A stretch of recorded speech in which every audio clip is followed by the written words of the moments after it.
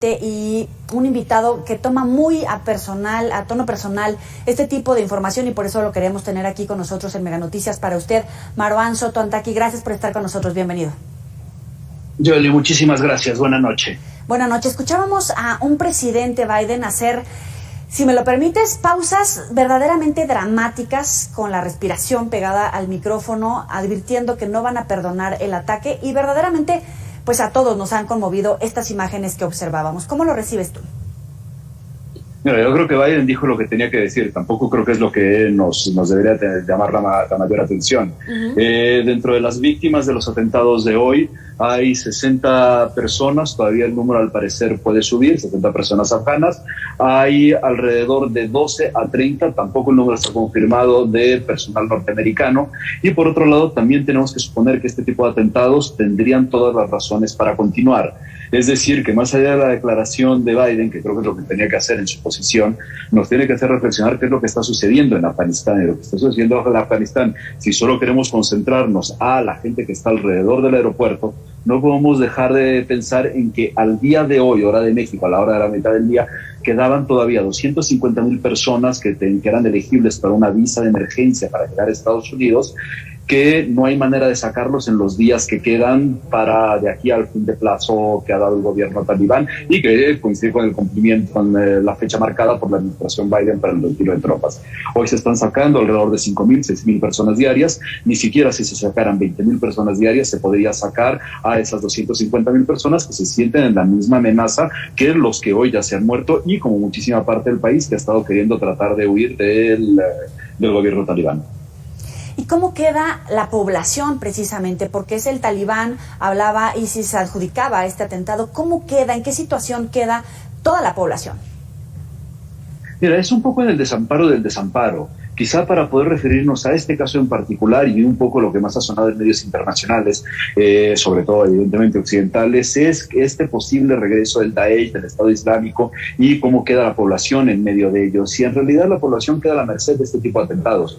Cuando estamos hablando del Estado Islámico en Afganistán, el Daesh en su filial local, no estamos hablando de una organización terrorista de las dimensiones, de las capacidades que vimos en Siria o incluso con sus atentados en Europa. Es una organización brutalmente disminuida, que es prácticamente irrelevante, pero su única forma de llegar a tener algo de relevancia, es este tipo de atentados. Y a partir de este tipo de atentados se abre otra puerta a la disfuncionalidad de la misma política talibán que se tendrán que enfrentar con ella a partir de la próxima semana. ¿Por qué digo esto? ¿Y por qué tiene relación con la población en qué situación se encuentra?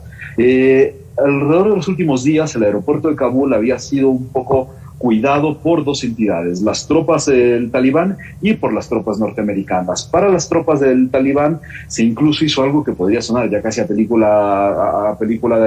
serie de televisión, porque lo que hicieron es equipar una unidad de élite que se llama la Bardi 313, que es una unidad de élite del ejército talibán equipado con el armamento que tenía el ejército afgano, proporcionado por Estados Unidos, que convivían a la par de los militares de Estados Unidos que cuidaban la salida de la gente al aeropuerto de Kabul. Bueno, como evidentemente tras los atentados de hoy eso no fue posible, no fue suficiente, el gobierno talibán empezó a recurrir a la red Haqqani. La red Haqqani es una red catalogada como terrorista ligada a Al-Qaeda, que está funcionando un poco en uno de los sectores de Kabul como una especie de patrullaje, haciendo funciones de patrullaje para poder contener lo que pudiera pasar. Bueno, ¿qué es lo que está pudiendo pasar en medio? Afganos, gente que está en la desesperación, que tiene hoy que ver, por un lado, a las tropas del talibán convencional, más o menos, que es el Bardi 313, a las tropas de las distintas facciones del talibán, normales, y a Estados Unidos, también junto con la red Haqqani.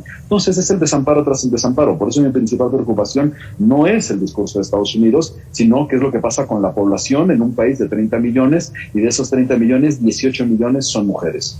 ¿Nos podrías ayudar a comprender la dimensión, la importancia de esta situación? Porque, ¿qué podemos esperar en todo caso de la comunidad internacional, de estos países, si hay un interés geopolítico en la región o los van a dejar, como tú lo dices, al desamparo?